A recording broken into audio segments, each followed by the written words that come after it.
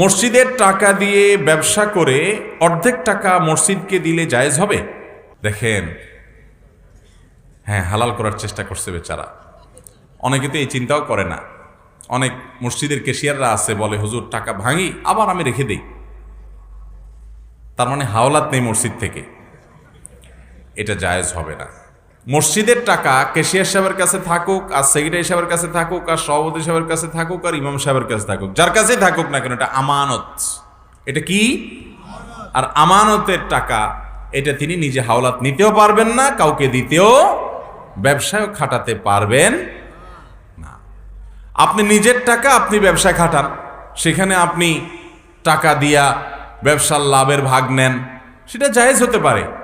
কিন্তু আপনি যদি মসজিদের টাকাকে এরকম কোনো জায়গায় ইনভেস্ট করে বলেন যে ঠিক আছে, টাকা ইনভেস্ট করতে আমি একা খাই নাই, মসজিদেরও অর্ধেক দিছি, তো এটা কি হবে না? জায়েজ হবে। এই টাকা খরচ করা আপনার অধিকারে নাই, এটা তো আপনার নিজের টাকা না, এই টাকা তো আপনার কাছে আমানত, আল্লাহর ঘরের টাকা। অতএব এটা আপনি রেখে দিতে হবে, শুধু খরচ করবেন আর রেখে দিবেন।